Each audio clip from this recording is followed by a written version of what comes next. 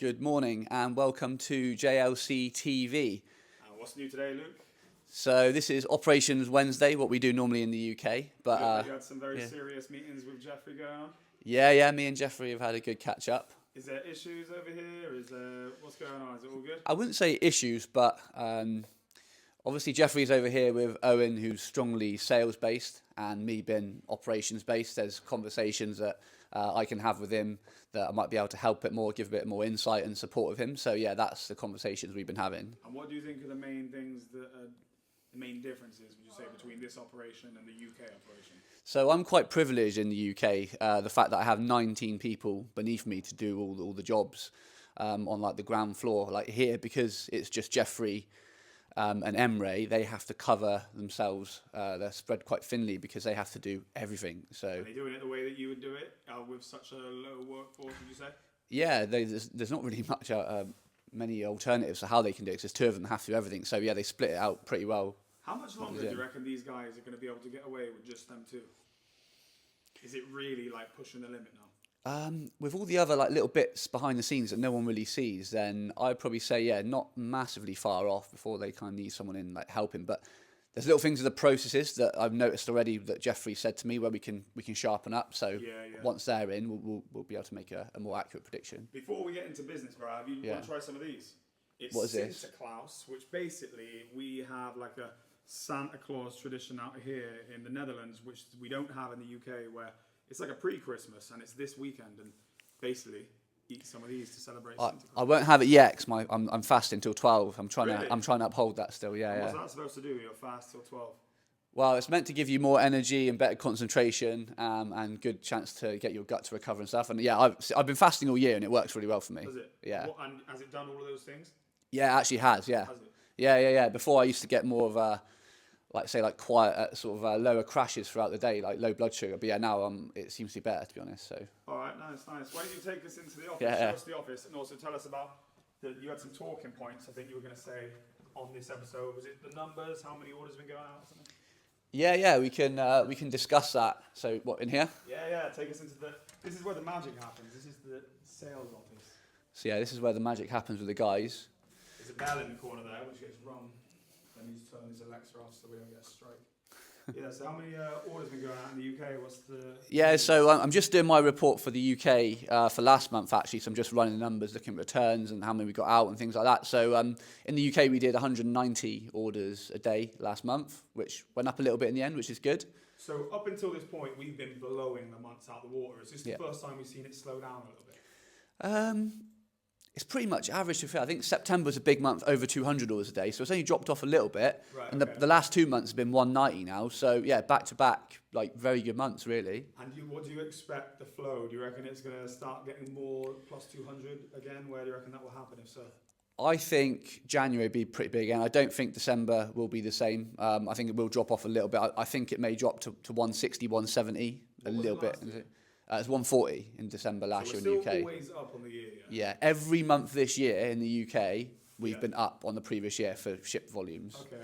So you expect to see that every single month, yeah? Yeah, and even in December as well. So it'll be interesting to see what it does next year. But yeah, for this year so far, every month has beaten the previous month in terms of ship volume. And do you know much about these geezers' numbers? How have they been doing? Yeah, so BV was shipping 11 orders a day on average, which, as I said, it doesn't seem like much compared to the 190 that we're doing in the UK. But the fact there's two guys here working their asses off, they're doing things from the start. They're doing the processing, they're doing the purchasing, they're doing the dispatching, they're doing the picking and the packing, they're doing everything. So despite it seeming like 11, that's not much. That is a lot of work to do that. Yeah. So yeah, a lot of people that aren't operational might not understand like the work that goes into that. But with all the queries along the side as well, then yeah, they're doing a good job. Is this a message to anyone who's in sales then who thinks that operations is easy to say, yo, you need to get real? Because maybe some of our company are going to be watching this and some of them need to know, like, yo, they need to know how much work goes into ops.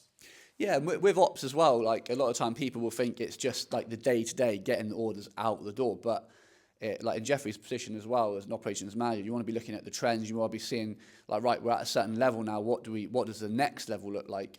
Like in these kind of positions that say me and Jeffrey are at, it's the bigger picture and the future we need to look at. So he sometimes needs a bit of space to kind of like step away and be able to do that. So yeah, sometimes, people are quite focused on like the day to day, but there's a lot more that goes into it. Great. Well, I tell you what, I was actually saying to Jeffrey, the next stage from here now is we get someone into, I think, ops and France. We just need to we got 1 more month of profit, and then we look, right, ops and France. So 2 members of staff start bulking this thing up.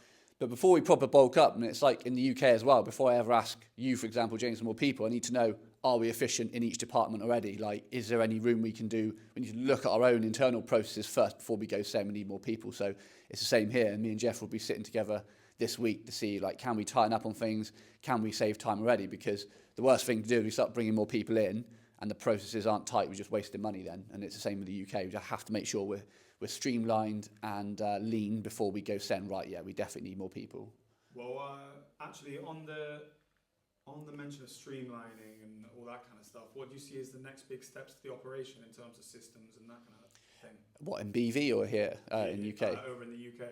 And just so you guys know, do you want to explain your operations director? So you're actually looking after the entire operation, and you introduce new procedures and processes and all that kind of thing. Like, you're responsible for the entirety of it. Yeah. So for me, it's more automation, because like manual processes is what takes up most people's time. It's easy work. It's just data entry. So as we grow and evolve, like that's the kind of thing we want to be cutting down our hours on, is the manual stuff. We want people like our managers who've got like good brains to be like thinking of strategy rather than like time entering data, which we have a lot of our managers doing that at the moment. So will we be be more using automation. Blackviews? Blackviews, scanners. Yeah. Well, Eurova scanners. That's definitely something we want in. Yeah. Do you say Eurova then because you prefer Eurova to Blackview? Which do you prefer? I like the Eurovos, to be fair. When we had a meeting last week, I really like the Eurova tech. What is it about it that you love? Just like the general like feel of it. Like when you're actually going through it and you're scrolling through, it's really simple to use. We didn't even have an instruction manual, but you could just use it straight away just by logging onto the screen and sick. going through. So yeah, like the scanning is probably, we function okay with that, but yeah, just like automation with like labels and like tracking systems, things like that would speed us up like massively, even without the scanners. So yeah, scanners is probably a little bit further down the line because we're doing all right without them at the moment. All right, sick. That's interesting. That's a lot of stuff we learned today about the insights of the operation, and Yeah. Anything else you want to add in before we close down?